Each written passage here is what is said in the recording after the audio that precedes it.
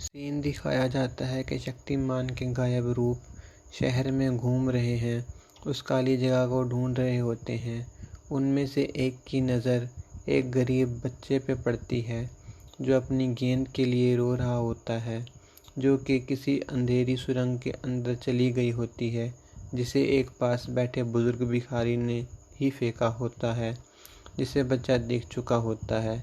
वो भिखारी उस पे चिल्लाते हुए बोलता है कि जाना अंदर, ले आ अपनी गेंद को, या खुद ही उसमें जाके वापस ना आ और गायब हो जा, भूत बन जा।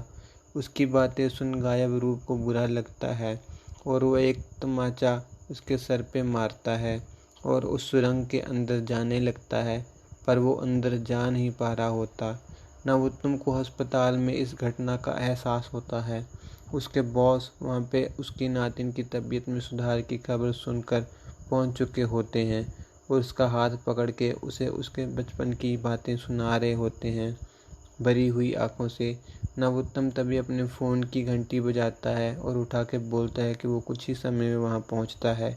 इससे पहले कि वो कुछ बोले, बॉस उसका शुक्रिया करता है और बोलता है कि वो भी अपने घर हो आए, क्योंकि आज रात वो अपनी नातिन की देखभाल के लिए रुकेगा।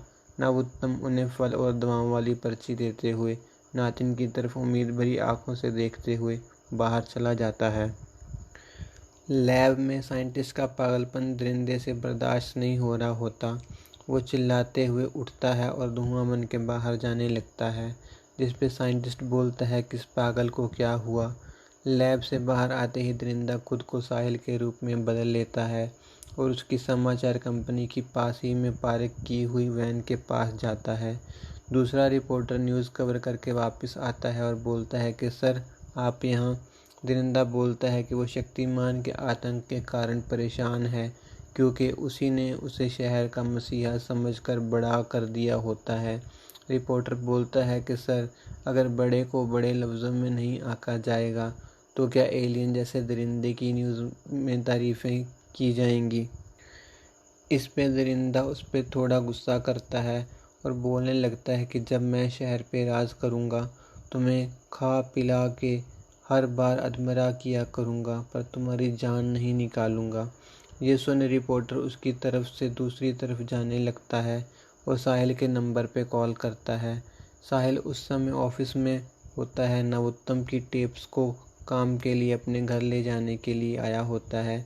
अपने माँ बाप को ट्रेन में बिठाने के बाद रिपोर्टर उसे उसी के जैसे एक और इंसान के बारे में बताता है, तो साहिल बोलता है कि वो उससे दूर रहे, क्योंकि वो रूप बदलने वाला दरिंदा है और उसकी गैस के कारण ही फैक्ट्री वाले एरिया में दिक्कतें हो रही हैं। रिपोर्टर ठीक है बोल के वापस वैन की तरफ आता है और दरिंदे से बोलता है कि साहिल सर, आपने दोपहर का खाना खाया या भूल गए रिपोर्टिंग के चक्कर में। दरिंदा मुस्कुराता है और बोलता है कि अगर दूसरी बार खा लूँगा तो भी क्या दिक्कत है। रिपोर्टर उसके साथ वैन को एक लैब के करीब ले जाता है, जिसके साथ ही में एक खाने की दुकान भी होती है। रिपोर्टर बोलता है कि वो दुकान से खाना लेके आता है, फिर वैन में ही दोनों खाना खा लेंगे। दरिंदा बोलता है कि तुम्हारी सज़ा मैं कम करने की सोच रहा हूँ। रिपोर्टर दरिंदे को अरे सर, मजाक नहीं बोलता हुआ दुकान की तरफ जाने लगता है। शक्तिमान उस रोते हुए गरीब बच्चे के पास पहुंचता है और उसे गोद में उठा के चुप करवाने लगता है। फिर उसकी गेंद को शक्ति से अपनी तरफ खींचता है और उसके चेहरे पे हंसी देख विश्वास से भर जाता है, क्योंकि वो बच्चा उसके छूने से दर्द से चिल्लाया नहीं होता। बच्चा गेंद के साथ वापस लौटता है। तभी शक्तिमान वहाँ पे हाथ जोड़ता है और उसके दूसरे रूप उसकी तरफ आकर उसमें समा जाते हैं, क्योंकि शक्तिमान बच्चे के साथ बिताए थोड़े समय में ही महसूस कर चुका होता है कि वहाँ बुराई कितनी ज़्यादा है। शक्तिमान फिर सुरंग के अंदर जाने लगता है। उसकी ऊर्जा के तेज को पाकर सुरंग का रास्ता सुरंग के अंदर की तरफ आते हुए सुरंग को समेटने लगता है। बाहर से सुरंग का दरवाज़ा जैसा मुंह पूरा बंद हो चुका होता है। शक्तिमान अंदर पहुंचकर दूसरी बार उस लड़की को देख रहा होता है। लड़की उसे देख बोलती है कि रखवाले, जल्दी से मुझे आज़ाद करो, नहीं तो वो सब आ जाएंगे। ये सुनकर शक्तिमान अपनी शक्ति से काले पिंजरे को खोलने लगता है, पर उसकी शक्ति उस काली शक्ति के सामने लाचार सी दिखाई देती है। वो अपने सभी रूपों को फिर से अलग करता है और चारों तरफ से उस पिंजरे को अपनी शक्ति से कमज़ोर करने लगता है। कुछ पलों के बाद लड़की के कानों में आवाज़ पड़ती है और पिंजरा भी टूट जाता है। लड़की बोलती है कि वो आ गए और मंगला मंगला मंगला मंगला बोलना फिर से शुरू कर देती है। शक्तिमान उबल रहे एसिड को देखता है और उसमें काला बीज कई टुकड़ों में टूट चुका होता है और एक मोटे चूरन जैसा दिखाई देता है। शक्तिमान नीचे लगी हड्डियों वाली आग को बुझाने के लिए फूंक मारता है, पर वो आग नहीं बुझती। फिर उस मटके को गिराने के लिए ताकत लगाने लगता है। उसी समय दीवारों में छुपी परछाइयाँ बाहर आने लगती हैं और शक्तिमान को उस मटके से दूर फेंकती हैं, आग को और बढ़ा देती हैं अपनी आहुति देके। लड़की हैरानी से फिर बोलती है कि एक ही है। शक्तिमान एक ही है सुन के अपने रूपों को फिर से अलग करता है। उसके रूपों को परछाइयाँ बेहद ही बुरी तरीके से कैद कर रही होती हैं, तो शक्तिमान को फिर से एक होना पड़ता है, पर इस बार उसके रूपों को परछाइयाँ कैद कर चुकी होती हैं, जिस कारण रूप वापस नहीं आ पा रहे होते। शक्तिमान रूपों के कैद होने के कारण कमज़ोर दिखाई देने लगता है। परछाइयाँ उस पर फिर हमला करने लगती हैं। मटके में एसिड उबलने का शोर बढ़ने लगता है और मोटा चूरन बारीक होता दिखने लगता है। लड़की फिर मटके को गिराने के लिए ज़ोर से उससे टकराती है, जिससे एसिड मटके से उछलता है, पर परछाइयाँ मटके को संभालते हुए लड़की को हवा में उड़ाने लगती हैं। लड़की मंगला मंगला का शोर फिर करने लगती है। पूरी सुरंग में उसका ये शोर रास्ता न मिलने के कारण गूंजता ही रहता है। शक्तिमान चिल्लाते हुए अपने पूरे बाहुबल से परछाइयों से छूटने के लिए परछाइयों को खींच के नीचे फेंकता है, मगर कोई फ़ायदा नहीं होता। चिल्लाने की आवाज़ भी सुरंग में मंगला की गूंज में दब सी जाती है। दोनों लाचार दिखने लगते हैं कि तभी लड़की के सर पे ऊपर से पानी टपक के गिरता है और कुछ ज़ोरदार टकराने जैसी आवाज़ आती है। लड़की फिर धीमे से ऊंची आवाज़ में हंसते हुए मंगला मंगला मंगला मंगला बोलने लगती है। परछाइयाँ लड़की को हवा से नीचे फेंक ऊपर दीवार को मजबूत बनाने लगती हैं और लड़की फिर मटके की तरफ दौड़ती है। मटके से टकराव के कारण उछलते हुए एसिड कुछ बारीक से काले बीज के टुकड़ों के साथ मटके से बाहर गिरते हैं और गिरा एसिड ज़मीन सोख लेती है, पर टुकड़े बाहर ही पड़े रहते हैं। मटके के साथ दूसरे टकराव से एसिड फिर उछलता है, पर इस बार परछाइयाँ उसे नीचे गिरने से पहले ही प्याला बना के फिर अंदर डाल देती हैं और लड़की को बर्तन के ऊपर मटके के ऊपर ही उल्टा कर देती हैं।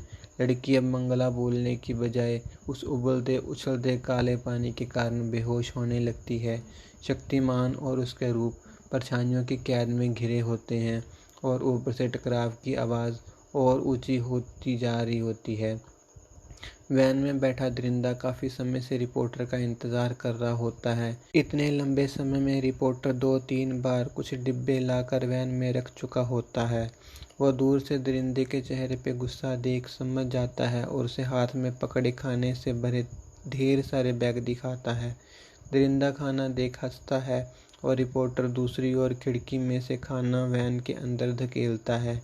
दरिंदा खाना खाने के लिए आगे बढ़ता है तो रिपोर्टर बोलता है कि रुको, तुम्हारे लिए मैं लाल शराब तो ले आऊं।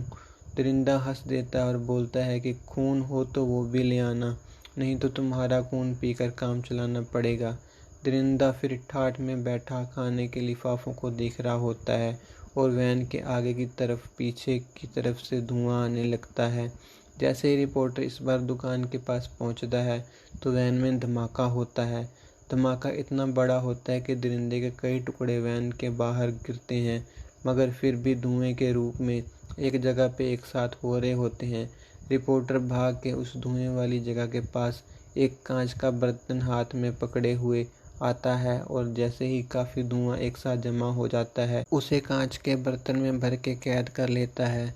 धुआं कांच के बर्तन में दरिंदे की शक्ल लेता है और रिपोर्टर को गुस्से से आज़ाद करने के लिए बोलता है, पर रिपोर्टर उस दरिंदे के आतंक के चलते अपने छोटे भाई और अपनी पत्नी को भी खो चुका होता है, तो वो उस बर्तन को पूरी तरह से बंद करता है और दुकान में लो टेम्परेचर पे सेट किए हुए फ्रीजर में जाकर रख देता है। सुरंग में अब पानी की बूंदें टपक रही होती हैं और टकराव की आवाज़ भी बंद हो चुकी होती है। काला बीज पूरी तरह से एसिड में गायब हो चुका होता है और एसिड धीरे धीरे ठंडा होकर एक नए रूप में ढल रहा होता है। अमावस की रात आधी बीत चुकी होती है। साहिल अपने घर में काम को छोड़ के बिना कपड़े बदले बिस्तर पे लेट चुका होता है। नातिन को अस्पताल में नर्स रात वाली दवा दे के गुड नाइट बोल रही होती है। उसके नाना उसके सर पे हाथ फेर रहे होते हैं।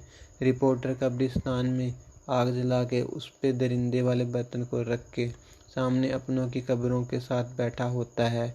लैब में साइंटिस्ट अपने नाम को मशीन से बार बार सुनकर खुश हो रहा होता है और नींद में गिर रहा होता है। शहर आधा सोया, आधा जागा और आधा मदहोशी में खोया होता है। फिर सुरंग के अंदर परछाइयाँ सबसे खुद को अलग कर रही होती हैं। लड़की और शक्तिमान गिरते हुए दिखाई देते हैं। शक्तिमान के चारों रूप उसमें मिलने लगते हैं, पर फिर भी शक्तिमान की आंखें बंद होती हैं। लड़की के दिमाग के अंदर मंगला की आवाज़ गूंजने लगती है और लड़की जैसे ही होश में आकर सुरंग की छत की तरफ देखती है तो एक दीवार टूट जाती है और एक लड़की सुरंग में बहुत सारे पानी के साथ पहुंच चुकी होती है। परछाइयाँ मटके को ऊपर उठाकर पानी से बचाती हैं। सुबह होने में कुछ ही समय बाकी होता है। नई लड़की हवा में उड़ते हुए परछाइयों से मटका छीनने की कोशिश करती है। दूसरी लड़की शक्तिमान को उठाने की कोशिश करने लगती है और दूसरी लड़की से बोलती है कि इनसे ये गिरवा दो सुपर लेडी। आ चुका पानी किसी जादू के कारण अंदर आना बंद हो जाता है और धीरे धीरे सुरंग में से निकल जाता है। सुपर लेडी परछाइयों की पकड़ से उस मटके को गिरा देती है, मगर सूरज की पहली किरण पानी में से लड़की को दिखाई दे चुकी होती है। मटका नीचे जाकर टुकड़े हो जाता है, पर वो काले बीज का अदृश्य चूर्ण एक साथ होते हुए दिखना शुरू हो जाता है। सुपर लेडी उस पर चक्रियों से अटैक करती है तो उसकी चक्रियां दूसरी दिशा में दीवार में घुस जाती हैं। फिर वो खुद उसके करीब जाकर छूती है तो उसे तेज झटका लगता है और वो दीवार से टकरा के दीवार में दरार बना देती है। शक्तिमान अपने पैरों पे खड़ा होता है और हाथ जोड़ के अपनी शक्ति को पुनर्केंद्रित करता है। अभी शरीर बन रहा होता है पर शक्तिमान उस पर हमला कर देता है, जिसका जवाब नीचे पड़ा उछले एसिड के कारण बाहर आया काले बीज का छोटा सा अंश शंख में ढलते हुए देता है। परछाइयाँ उस अधूरे शरीर में खो जाने लगती हैं और देखते ही देखते बाहर की रोशनी परछाइयों की बढ़ती मौजूदगी के कारण सुरंग में से गायब हो जाती है। शक्तिमान फिर अधूरे शरीर पे हमला करता है। जैसे ही शंख उसे रोकने लगता है, सुपर लेडी शंख को लेकर ऊपर उड़ जाती है। शक्तिमान का हमला कुछ असर तो करता है अधूरे शरीर पे, पर शंख का उन पे जवाबी हमला उन्हें सुरंग से बाहर निकाल फेंकता है। सुरंग का दरवाज़ा पहले ही बंद हो चुका होता है और पानी के ऊपर परछाइयों का झुंड उगते दिन को भी गहरी रात बनाए होता है। थोड़ी देर के बाद सुरंग के अंदर से किसी ऊर्जा की आवाज़ ज़ोरदार धमाके जैसी बाहर सुनाई देती है और सभी परछाइयाँ मिट जाती हैं। शक्तिमान लड़की से बोलता है कि क्या हुआ, क्या वो शरीर ख़त्म हो गया? जिस पे लड़की बोलती है कि नहीं, अभी तो उस शरीर का निर्माण पूरा हुआ है। सुपर लेडी बोलती है कि चलो फिर बच्चे को रोने से पहले सुला के आते हैं। फिर तीनों को सुरंग में से कुछ काले लिबास में आसमान की तरफ उड़ता दिखाई देता है और उसके नीचे परछाइयों का डरावना काला गहरा झुंड सुपर लेडी के जोश को गायब ही कर देता है।